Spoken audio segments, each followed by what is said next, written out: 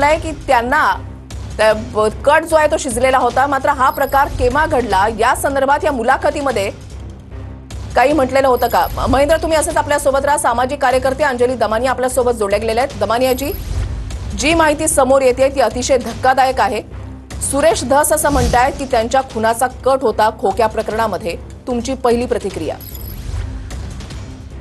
मला असं वाटतंय की सुरेश धस यांना कुठेतरी आता सहानुभूती मिळवायची, कारण त्यांचं नाव आता ह्याच्यात इतकं गुरफटलं गेलंय.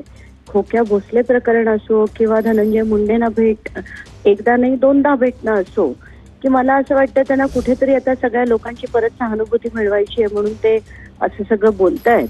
कुठल्याही साधारण आणि चांगल्या बुद्धीला हे कधीही न पटण्यासारखं आहे की इतका काय हरणाचा मांस खायला घालून मग त्या विष्णू गँगला बोलवण्याचा कट होता वगैरे. दिस इज ऍब्सोल्यूट नॉनसेन्स. त्यांना काही वाटेल ते बोलायला लागलेत ते मला वाटतं आता, आणि त्यांना कोणी सिरियसली तसं घेऊ नये.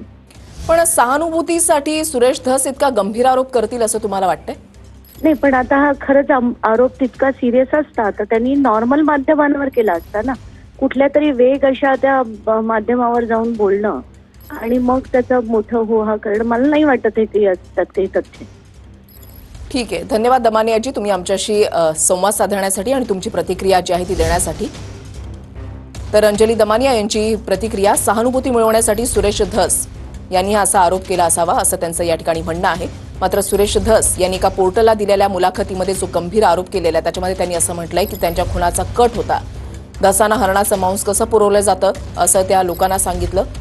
बिश्नोई समाजामध्ये मला विलन करायचं होतं असा गंभीर आरोप भाजपचे आमदार सुरेश धस यांनी या पोर्टलला दिलेल्या मुलाखतीमध्ये म्हटलाय. आणि खोक्या प्रकरणामध्ये विलन ठरून माझ्या खुनाचा कट होता असा गंभीर आरोप त्यांनी या पोर्टलला दिलेल्या मुलाखतीमधून केलेला आहे. प्रतिक्रिया सुद्धा आता याच्यावर राजकीय प्रतिक्रिया सुद्धा येऊ लागलेल्या आहेत. एका पोर्टलला मुलाखत जी आहे ती सुरेश धस यांनी दिली आणि या मुलाखतीमधून त्यांनी हा गंभीर आरोप केलेला आहे. खोक्या भोसले याच्यावर अनेक गुन्हे जे आहेत ते दाखल आहेत आणि त्याला अटक करण्यात आलेली आहे. मात्र हरणाचं मांस जे आहे ते त्याच्या घरामधून मिळालेलं होतं, सुकलेलं मांस, आणि हे मांस जे आहे ते सुरेश धस यांना पुरवलं जात होतं असा आरोप देखील होता. आणि याच प्रकरणामध्ये आपल्याला मारण्याचा कट होता असं सुरेश धस यांनी गंभीर आरोप करत पोर्टलला दिलेल्या मुलाखतीमध्ये म्हटलेलं आहे. सतीश भोसले उर्फ खोक्या प्रकरणामध्ये मला अडकवण्याचा मोठा प्रयत्न करण्यात आला. सुरेश धस या मुलाखतीमध्ये नेमकं काय म्हणाले ते आपण पाहताय.